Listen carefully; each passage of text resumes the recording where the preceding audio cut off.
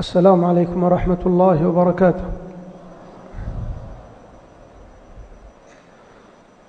الحمد لله رب العالمين، وأشهد أن لا إله إلا الله وحده لا شريك له ولي الصالحين، وأشهد أن محمدًا عبده ورسوله صلى الله عليه وعلى آله وصحبه وسلم تسليماً كثيراً مزيداً إلى يوم الدين. أما بعد، فالحمد لله الذي بنعمته تتم الصالحات، ونسأل الله عز وجل أن يرزقنا جميعاً شكر نعمه وحسن عبادته والإخلاص في الأقوال والأعمال، ويجعلنا جميعا من عباده الصالحين. أيها الإخوة جميعا رجالا ونساء، إن نعم الله عز وجل علينا لا تعد ولا تحصى. قال الله تعالى: وإن تعدوا نعمة الله لا تحصوها. وقال تعالى: وما بكم من نعمة فمن الله، ثم إذا مسكم الضر فإليه تجأرون. وهذه النعم منها نعم عامة على جميع الناس، ومنها نعم خاصة على بعضهم دون بعض. والواجب شكر النعم لتبقى وتزيد، لأن عدم الشكر يؤذن بزوالها ورحيلها. فالنعم العامة تحتاج إلى شكر عام من جميع الناس، والنعم الخاصة كنعمة المال والعلم والأهل والولد تحتاج إلى شكر خاص. نعم. Setelah beliau menyampaikan ucapan salam kepada antum sekalian, lalu beliau membuka pengajian ini dengan memuji Allah Subhanahu wa taala Rabbul Alamin, dan mengucapkan dua kalimat syahadah bahwa tiada sesembahan yang berhak disembah melainkan Allah Azza wa Jalla semata. Tiada sekutu baginya. Dia adalah wali bagi orang-orang yang saleh, dan bersaksi bahwa Muhammad adalah hamba dan rasulnya. Salawat dan salam tercurahkan kepada beliau alaihi salatu wassalam, keluarganya, para sahabatnya, dan yang mengikutinya hingga hari kemudian.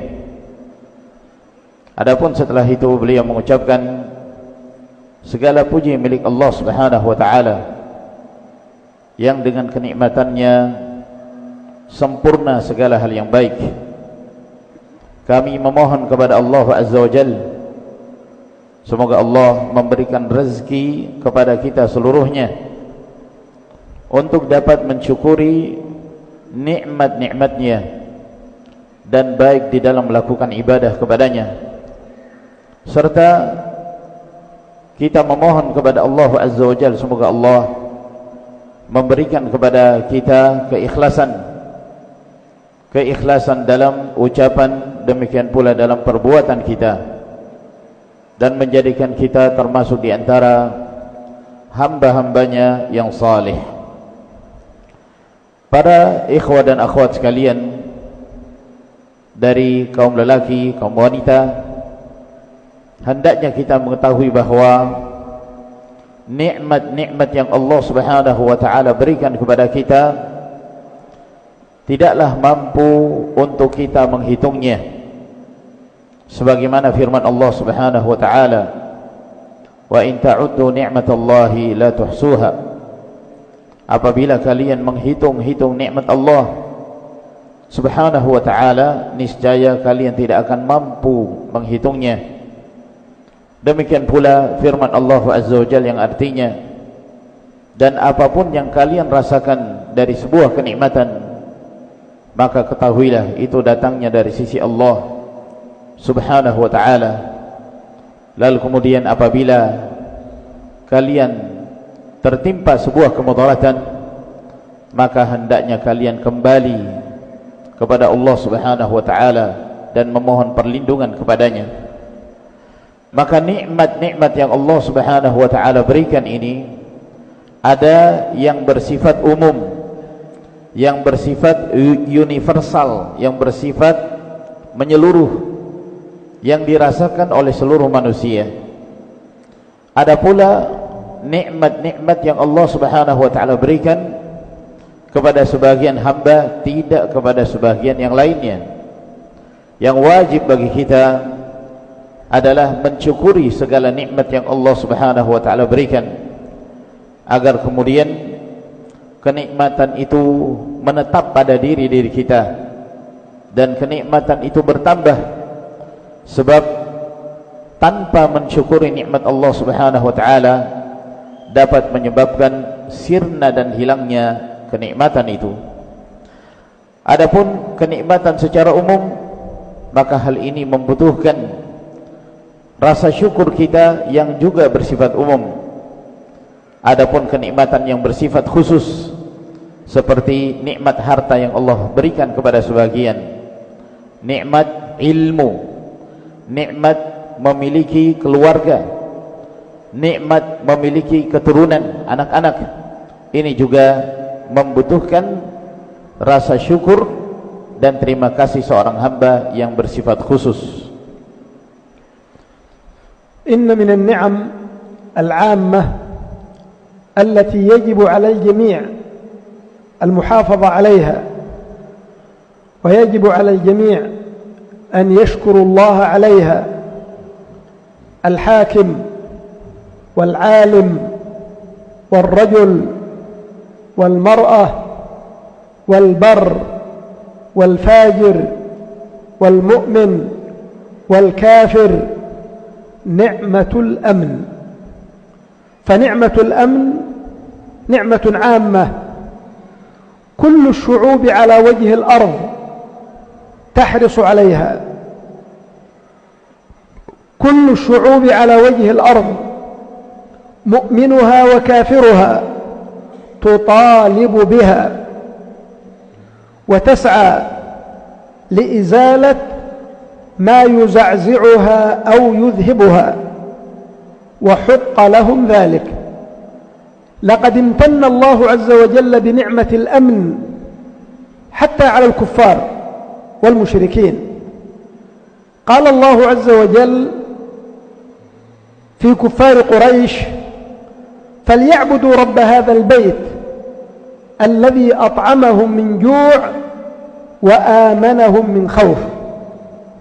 فذكرهم بنعمة الأمن والأمان، وأنه يجب عليهم أن يعبدوا الله وأن يوحدوه، لأنه الذي أطعمهم وهو الذي أمنهم.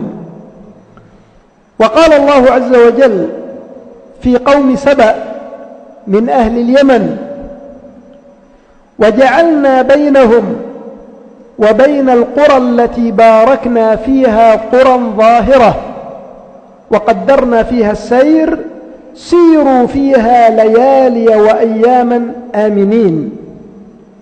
فمن الله عز وجل عليهم بهذه النعمة العظيمة، بل جعل الله عز وجل من جملة نعيم أهل الجنة الأمن. قال الله عز وجل: ادخلوها بسلام آمنين. وأعظم ما يحافظ عليه ويؤمن الدين، والنفس والعرض والمال والعقل. وهذه كما يقول العلماء الضروريات الخمس التي جاءت كل الشرائع بالمحافظة عليها وتأمينها. وأعظم شريعة على وجه الأرض شريعة الإسلام، أعظم من جاء بالأمن بجميع أشكاله وصوره، الأمن العام والأمن الخاص، الأمن الاجتماعي والأمن الفكري والأمن القومي وسائر أنواع الأمن. حتى إن النبي صلى الله عليه وسلم جعل حرمة الدماء والأموال والأعراض كحرمة البيت الحرام والشهر الحرام والبلد الحرام.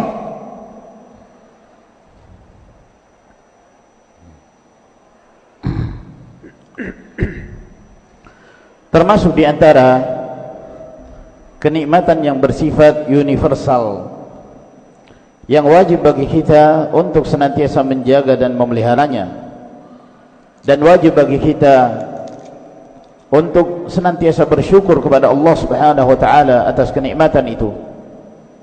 Kewajiban itu baik bagi pihak penguasa, demikian pula orang-orang yang berilmu, kaum lelaki, kaum wanita, orang yang bertakwa ataukah orang yang fajir, yang mukmin dan yang kafir. Kewajiban mereka seluruhnya adalah mensyukuri kenikmatan ini, yaitu kenikmatan rasa aman dan ketentraman. Kenikmatan keamanan ini dan ketentraman ini merupakan nikmat yang bersifat umum. Seluruh penduduk negeri yang ada di muka bumi ini, mereka sangat bersemangat untuk bisa mewujudkan terjadinya dan terwujudnya keamanan di dalam negeri mereka, baik mereka itu sebagai kaum mukminin atau mereka dari kalangan orang-orang kafir. Mereka seluruhnya mengharapkan adanya rasa aman dan tentram yang mereka rasakan di dalam negeri mereka, sehingga mereka berupaya untuk menghilangkan segala perkara-perkara. Mereka berupaya untuk mewujudkan segala perkara-perkara yang dapat melenyapkan dan menghilangkan rasa aman dan tentram di dalam negeri-negeri mereka. Hal-hal yang dapat menimbulkan keguncangan di dalam sebuah negeri, mereka berupaya untuk dapat menghilangkannya dan melenyapkannya. Maka demikian pula halnya apa yang disebutkan di dalam ayat-ayat Allah Subhanahu wa taala yang menerangkan tentang anugerah yang Allah Subhanahu wa taala berikan berupa rasa aman dan tentram itu. Bahkan ketentraman dan keamanan itu juga dirasakan oleh orang-orang kafir. Itu adalah merupakan pemberian dari Allah Subhanahu wa taala kepada mereka. Oleh karenanya Allah Azza wa Jalla tatkala mengingatkan kepada kaum musyrikin, kaum kuffar Quraisy atas nikmat rasa aman yang Allah berikan kepada mereka, falyabudu rabb hadzal bait alladzi at'amahum min ju'in wa amanahum min khauf. Hendaknya mereka menyembah Rabb pemilik Baitullah, yaitu Al-Ka'bah, yaitu hendaknya mereka kaum musyrikin itu menyembah pemilik rumah ini, yaitu pemilik Baitullah yang telah memberi makan kepada mereka, menghilangkan rasa lapar dari mereka, dan yang memberi rasa aman sehingga mereka tidak merasakan ketakutan. Maka ayat ini Allah Azza wa Jalla mengingatkan mereka, kaum kufar Quraisy, tentang besarnya nikmat rasa aman dan tentram itu, yang wajib bagi mereka untuk senantiasa mentauhidkan Allah Subhanahu wa taala, karena dialah Allah yang memberi makan kepada mereka dan yang memberi rasa aman dalam kehidupan mereka. Sebagaimana Allah Azza wa Jalla juga berfirman dengan menyebutkan kenikmatan yang Allah berikan kepada penduduk Saba, dan penduduk Saba mereka adalah dari penduduk Yaman, di mana Allah Azza wa Jalla menyebutkan di dalam firman-Nya bahwa kami telah menjadikan antara mereka dengan kampung-kampung yang kami telah memberikan keberkahan padanya. Ada kampung-kampung yang nampak, maka silahkan kalian melakukan perjalanan di kampung-kampung tersebut di malam hari dan di siang hari dalam keadaan kalian merasa aman, tidak merasakan ketakutan sama sekali. Maka Allah Subhanahu wa taala memberi anugerah kenikmatan rasa aman kepada mereka, dan ini adalah merupakan nikmat yang sangat besar. Demikian pula Allah Azza wa Jalla menyebutkan bahwa termasuk di antara kenikmatan yang Allah Subhanahu wa taala berikan kepada penghuni surga adalah rasa aman dan ketentraman yang mereka rasakan di dalam al-jannah, di mana Allah Subhanahu wa taala menyebutkan di dalam firman-Nya kepada penduduk surga, udkhuluha bisalamin aminin, masuklah kalian ke dalam surga dengan penuh keselamatan dan rasa aman. Maka perkara-perkara yang terpenting yang agama ini datang untuk menjaga dan memelihara, ada 5 perkara yang dijaga dan dipelihara oleh agama Allah Subhanahu wa taala ini, yaitu keyakinan agama, kemudian jiwa, kehormatan, harta dan akal. Kelima perkara ini, keyakinan atau agama, jiwa, kehormatan, harta dan akal, inilah yang disebut oleh para ulama dengan istilah ad-daruriyatul khams, 5 perkara yang dijaga di dalam agama Allah Subhanahu wa taala ini. 5 perkara yang harus dijaga dan dipelihara, di mana seluruh syariat, bukan hanya syariat Islam, seluruh syariat-syariat itu datang untuk menjaga dan memelihara kelima perkara ini dan menyempurnakannya. Dan syariat yang paling agung, yang paling mulia di muka bumi ini adalah syariat Islam. Oleh karena itu Islam ini datang menjelaskan tentang perkara-perkara yang dapat mewujudkan rasa aman dan tentram dengan segala bentuknya dan segala penggambarannya, baik rasa aman yang bersifat umum, demikian pula rasa aman yang bersifat khusus, baik rasa aman yang kaitannya dengan masyarakat secara umum, demikian pula rasa aman dari sisi pemikiran, demikian pula rasa aman dalam perkara-perkara yang lainnya. Itu dijelaskan di dalam agama Allah Subhanahu wa taala ini, sehingga Nabi sallallahu alaihi wasallam menjadikan diharamkannya untuk ditumpahkan darah-darah dan diambilnya harta-harta tanpa hak dan dirusaknya kehormatan-kehormatan. Itu sama seperti kehormatan dan kemuliaan Baitullahil Haram, sama seperti kemuliaan bulan haram, dan sama seperti kemuliaan Al-Baladul Haram, negeri yang disucikan oleh Allah Subhanahu wa ta'ala.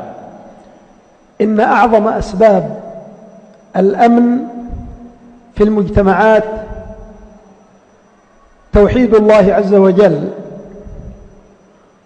wa ittiba'u sunnati Rasulillah sallallahu alaihi wasallam وإقامة العدل في عباد الله بتحكيم شريعة الله وإنصاف المظلوم من الظالم وإقامة الحدود. ومن أعظم أسباب الأمن اجتماع الكلمة على الحق وعدم التفرق والاختلاف. ومن أعظم أسباب الأمن السمع والطاعة لولاة الأمر بالمعروف والاجتماع عليهم وعدم إحداث الفتن والفوضى في البلد. من أعظم أسباب الأمن دعاء الله عز وجل. من أعظم أسباب الأمن فعل الطاعات وترك المعاصي والمحرمات. قال الله تعالى: الذين آمنوا ولم يلبسوا إيمانهم بظلم أولئك لهم الأمن وهم مهتدون.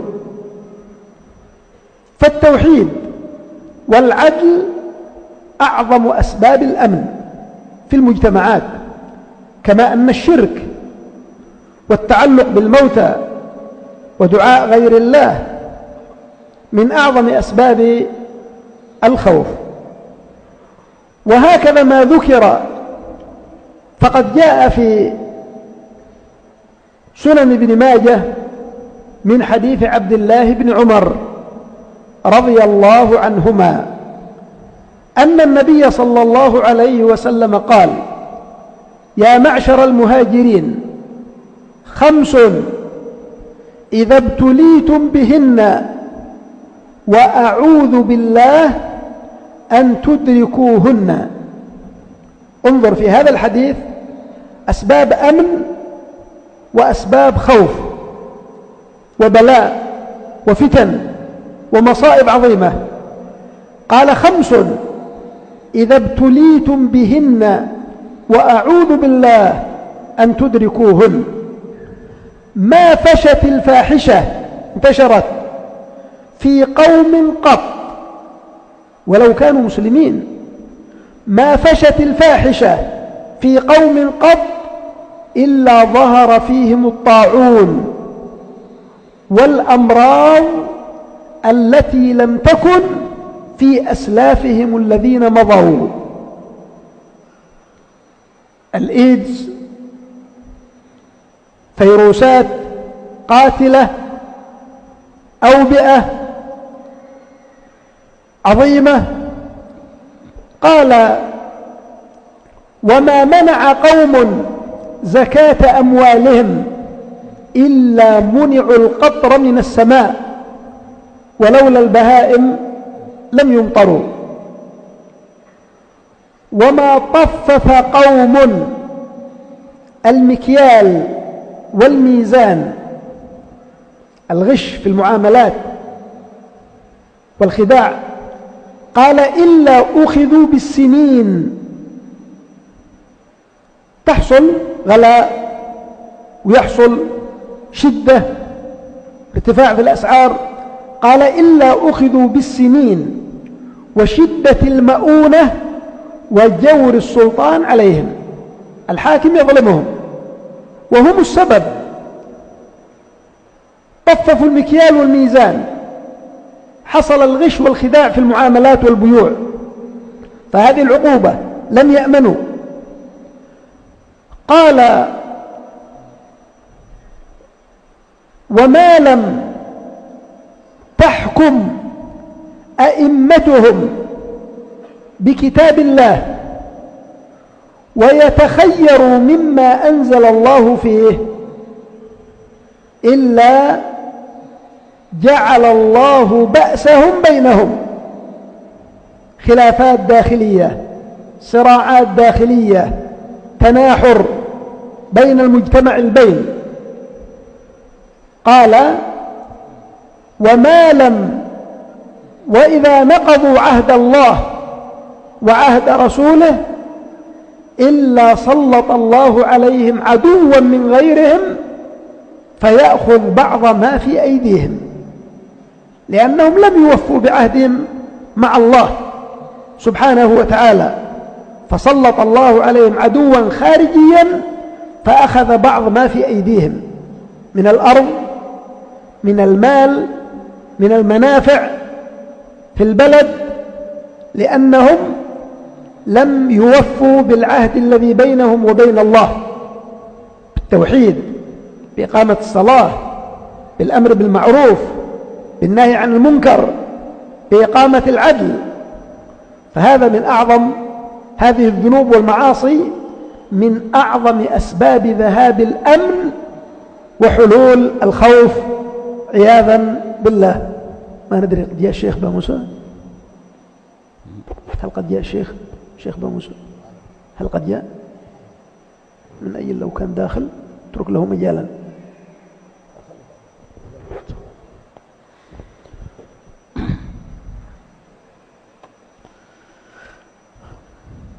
Termasuk di antara sebab-sebab munculnya rasa aman dalam sebuah negeri dan masyarakat adalah mentauhidkan Allah Subhanahu wa taala dan mengikuti sunnah Nabi sallallahu alaihi wasallam, menegakkan keadilan di tengah-tengah para hamba dengan menegakkan syariat Allah Subhanahu wa taala dan memberi hukuman kepada orang yang zalim ketika dia melakukan tindakan aniaya kepada orang-orang yang terzalimi.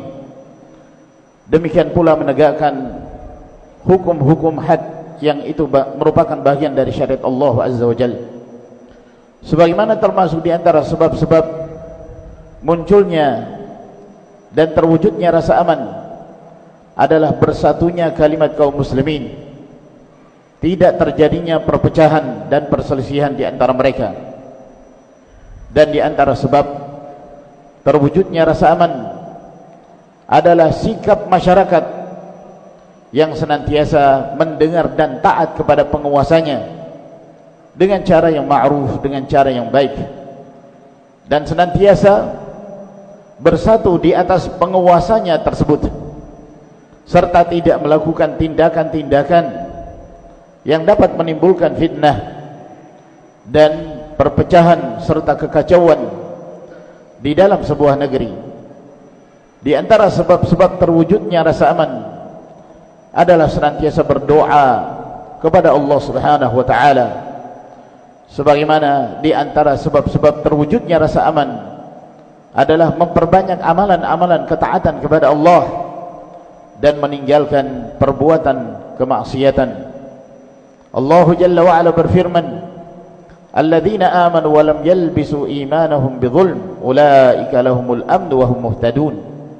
Orang-orang yang beriman dan mereka tidak mencampuri keimanannya dengan kezaliman, yaitu dengan kesyirikan, maka mereka itulah yang akan meraih rasa aman dan mereka adalah hamba-hamba yang diberi hidayah. Maka mentauhidkan Allah Subhanahu wa taala dan bersikap adil kepada rakyat merupakan sebab terbesar terwujudnya rasa aman di tengah-tengah masyarakat. Sebagaimana halnya perbuatan kesyirikan dan bersandar kepada orang-orang mati, berdoa, beribadah kepada selain Allah Subhanahu wa taala, termasuk di antara sebab-sebab yang dapat menumbuhkan rasa takut di tengah-tengah masyarakat. Oleh karena itu telah disebutkan di dalam sebuah hadis yang diriwayatkan oleh Ibnu Majah dari Abdullah bin Umar radhiyallahu taala anhuma, bahwa Rasulullah sallallahu alaihi wasallam bersabda, "Wahai sekalian kaum muhajirin, ada 5 perkara yang apabila menimpa kalian, dan aku berlindung diri kepada Allah, jangan sampai kalian melakukan atau terjatuh ke dalam 5 perkara ini." Maka perhatikan di dalam hadis ini Nabi sallallahu alaihi wasallam menyebutkan sebab-sebab yang dapat mendatangkan rasa takut, yang dapat menimbulkan fitnah, munculnya malapetaka dan musibah. Maka Nabi sallallahu alaihi wasallam merinci tentang kelima perkara itu. Kata beliau, tidaklah menyebar perbuatan keji dan kemungkaran, perbuatan kemaksiatan di tengah-tengah satu kaum, meskipun mereka adalah muslimin, melainkan Allah Azza wa Jalla akan memunculkan di tengah-tengah mereka penyakit ta'un dan berbagai macam wabah dan penyakit yang belum pernah menimpa kaum sebelumnya, belum pernah menimpa orang-orang sebelumnya. Munculnya wabah, munculnya virus yang dapat membunuh, munculnya berbagai macam penyakit-penyakit yang belum pernah muncul sebelumnya. Maka ketahuilah, di antara sebabnya adalah menyebarnya perbuatan kemaksiatan dan kemungkaran di tengah-tengah umat ini. Lalu kata Nabi, tidaklah satu kaum itu mereka mencegah diri dari mengeluarkan zakat harta-harta mereka, melainkan akan menyebabkan tercegahnya turunnya hujan dari langit. Kalaulah bukan disebabkan karena adanya hewan-hewan yang ada di sekitar mereka, niscaya tidak akan diturunkan hujan sama sekali kepada mereka.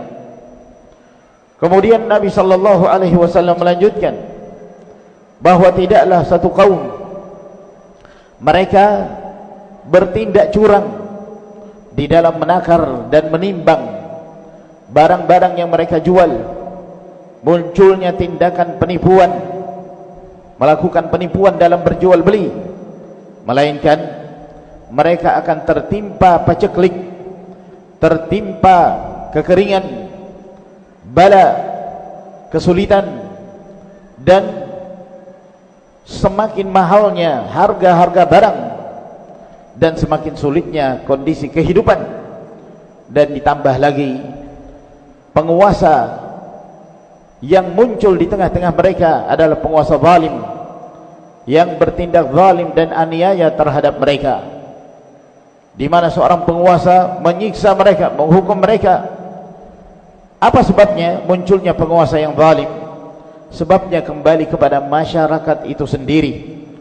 Ketika mereka melakukan tindakan-tindakan curang, penipuan dalam bermuamalah, dalam berjual beli, maka Allah Azza wa Jalla menimpakan hukuman tersebut kepada mereka.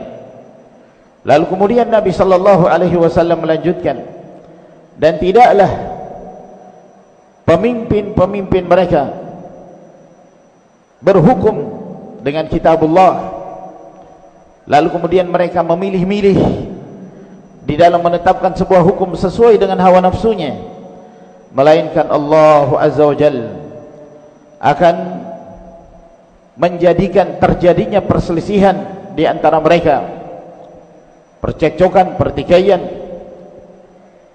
yang terjadi di tengah-tengah masyarakat akibat dari jauhnya mereka di dalam berhukum dengan kitabullah, agama Allah Subhanahu wa taala. Lalu kemudian Nabi sallallahu alaihi wasallam melanjutkan, dan tidaklah mereka membatalkan perjanjian mereka kepada Allah Subhanahu wa taala dan Rasulnya, yaitu meninggalkan ketaatan kepada Allah dan Rasulnya, melainkan Allah Azza wa Jalla akan menjadikan musuh mereka menguasai mereka. Musuh yang datang dari selain mereka, dari selain kaum muslimin, akan menguasai mereka, lalu kemudian akan mengambil dan merampas sebahagian dari apa yang mereka miliki.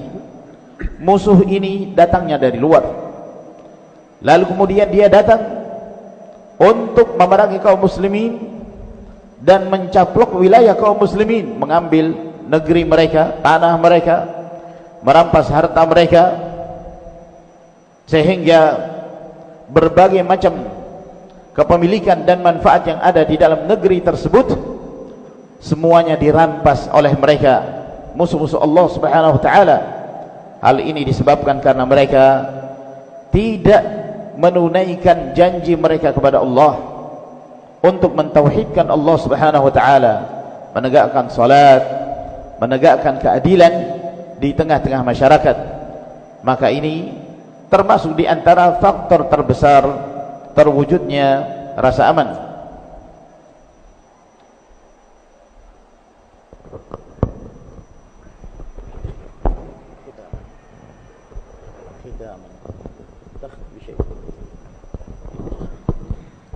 وفي ختام هذه الكلمة أسأل الله العظيم رب العرش الكريم أن يجعل هذا البلد آمنا مطمئنا سخاء رخاء وبلادنا وسائر بلاد المسلمين، وأن يعيذنا وإياكم من مضلات الفتن ما ظهر منها وما بطن، وأن يجمع كلمة المسلمين على الحق المبين، وأن يكفيهم شر أعدائهم أجمعين، إنه ولي ذلك والقادر عليه.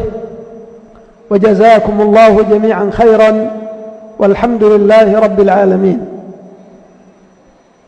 Sebagai penutup dari kalimat ini, aku memohon kepada Allah Subhanahu wa taala yang Maha Agung, pemilik Arasy yang agung, semoga Allah Subhanahu wa taala menjadikan negeri ini sebagai negeri yang terwujud rasa aman dan tentram, di mana mereka merasakan ketenangan, di mana mereka merasakan kesejahteraan, baik di dalam negeri ini, demikian pula di negeri-negeri kami dan seluruh negeri-negeri kaum muslimin.